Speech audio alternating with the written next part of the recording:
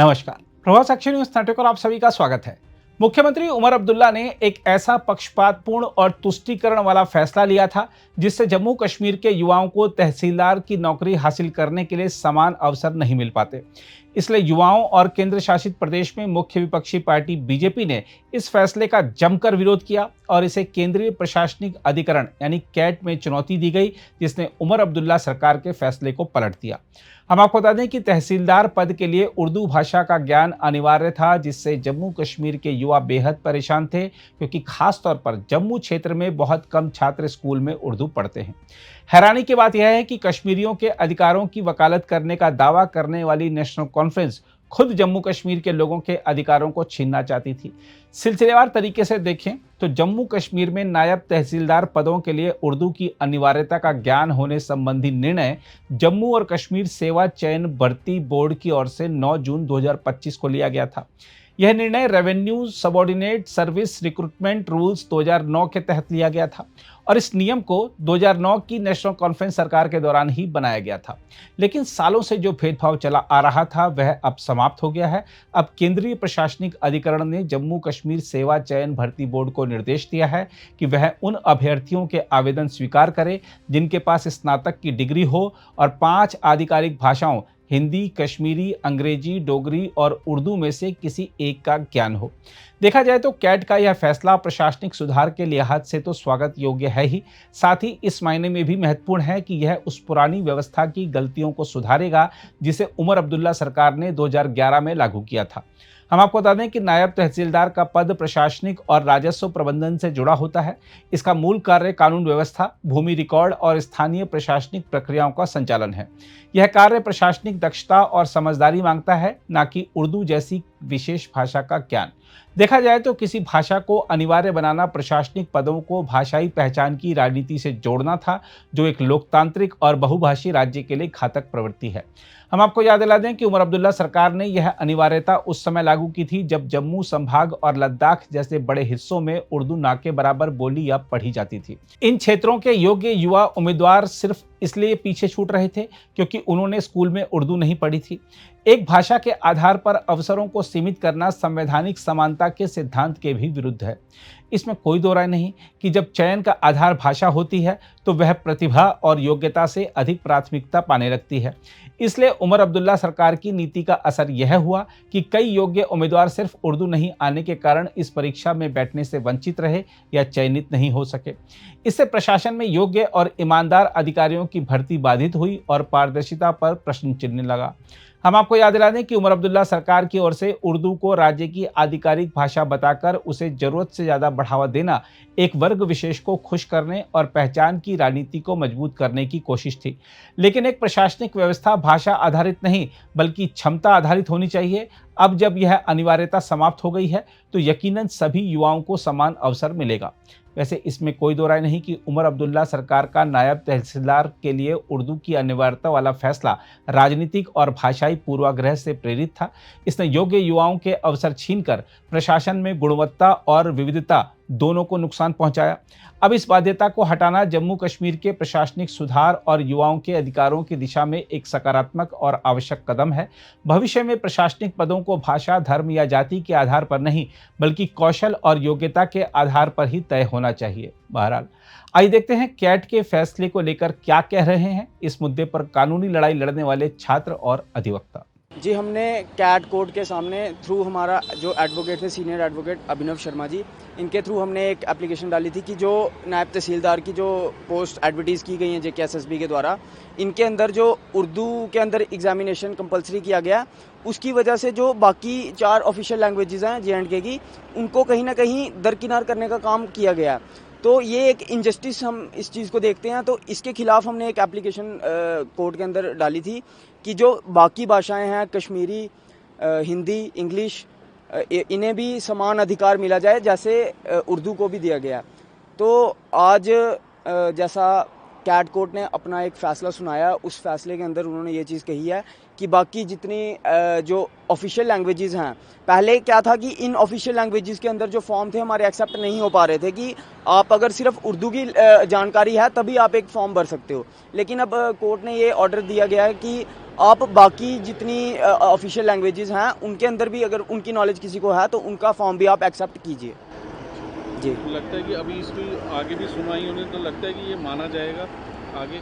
जी, ये 14/8 का इसकी अगली डेट आई है, तो हमें आशा है कि जल्द से जल्द, देखो जुडिशरी के ऊपर तो हमें पूरा भरोसा, हम जानते हैं कि हमारा जो देश है जुडिशरी एक इंडिपेंडेंट जुडिशरी है, तो जुडिशरी हमारे साथ इंसाफ ज़रूर करेगी, हमें ये पूरा ऐसा लगता तो है। अभी आपको लगता है कि एक राहत मिली है क्योंकि अब हर कोई एप्लीकेशन तो दे ही सकता है। जी, कहीं ना कहीं ये राहत ही है, क्योंकि जो बच्चे पिछले 5-5 साल से तैयारी कर रहे थे नायब तहसीलदार के लिए, उन बच्चों को सीधा सीधा कंपटीशन से ही बाहर कर दिया गया था। अब कम से कम उन बच्चों के अंदर वो आस तो जगी है ना कि हमारी सुनवाई कहीं ना कहीं है।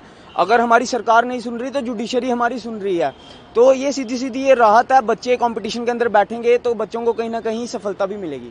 देखिए, सर्वप्रथम जो कैट कोर्ट ने हमारे हक में फैसला सुनाया है उसके लिए उस कोर्ट का तहे दिल से धन्यवाद, क्योंकि जो जितने भी छात्राएं थी वो सफ़र कर रहे थे उर्दू लैंग्वेज की वजह से। उर्दू लैंग्वेज की वजह से नहीं कहना चाहूँगी कि सिर्फ उर्दू लैंग्वेज ही उसमें रखी गई थी, बाकी जो भाषाएं थी जैसे कि कश्मीरी, डोगरी, उनके साथ कहीं ना कहीं इनजस्टिस हो रहा था। और जो कोर्ट ने हमारे हक में फ़ैसला सुनाया है कि बाकी लैंग्वेजेस भी इसमें ऐड की जाएंगी, उससे स्टूडेंट्स को काफ़ी हद तक राहत मिली है। और जो भी बच्चे तैयारी कर रहे थे वो अब जो है ये फॉर्म जो है वो भर सकते हैं। तो जितने भी संगठन हैं, सर्वप्रथम अखिल भारतीय विद्यार्थी परिषद जो इस आंदोलन के साथ जुड़ा छात्रों के साथ, और जितने भी और अन्य सामाजिक संगठन जिन्होंने छात्रों की बात सुनी और इस संघर्ष में उनके साथ जुड़ा, उनका तहे दिल से धन्यवाद। और मैं बस यही कहना चाहूँगी कि अब जो है और भी भाषाओं को जैसे कि उर्दू, डोगरी, उन्हें भी इंक्लूड किया गया इसमें, जिससे जो हमारे अन्य छात्र छात्राएँ हैं वो भी अब फॉर्म भर सकेंगे। तो एप्लीकेशन क्या आपने डाला था इसमें कोर्ट में? हमने एप्लीकेशन ये फाइल किया था कि वहाँ पे जब नायब तहसीलदार की वैकेंसीज आई तो वहाँ पे उर्दू को एक प्रॉपर प्रेफरेंस मिली गई, उर्दू को एक प्रॉपर प्रेफरेंस दी गई, और सिर्फ उर्दू वाला विद्यार्थी जो था वो ही एग्ज़ाम में बैठ सकता था। अब आप सब जानते हैं कि मैक्सिमम स्कूल्स में हमने सिर्फ 7th 8th तक उर्दू पढ़ी होती है, उसके बाद जो है वो हमें उर्दू का इतना नॉलेज नहीं होता है। तो ज़्यादा से ज़्यादा जो छात्र थे, छात्राएं थे जो कंपटीशन से बाहर हो रहे थे, वो फॉर्म ही नहीं भर पा रहे थे। लेकिन अब इस जो फैसला है उसके बाद जो है वो फॉर्म भर पाएंगे। तो कोर्ट ने ऑर्डर कर दिया कि बाकी लोग भी भर सकते हैं। हाँ, कोर्ट ने ये अब फैसला किया कि बाकी लोग भी भर सकते हैं फॉर्म, और हम ये भी डिमांड करते हैं कि कृपया जो ऑनलाइन फॉर्म की तारीख है, डेट साइन को एक्सटेंड किया जाए, ताकि जब तक ये मैसेज सब तक पहुँचे तो ये सभी जो वंचित रह गए हैं वो भी फॉर्म भर सकें। देखिए, ऐसा है, नायब तहसीलदार की 75 पोस्ट जो है वो एडवर्टाइज की थी J&K SSRB ने, लेकिन जो एलिजिबिलिटी कंडीशन क्वालिफिकेशन रखी थी वो लिखी थी graduation with knowledge of Urdu.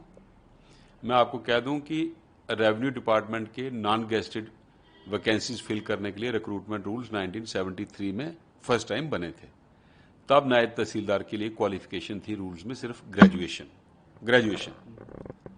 2003 में इन्होंने उसमें अमेंडमेंट की, ग्रेजुएशन की जगह लिखा graduate with Urdu as one of the subjects in matriculation.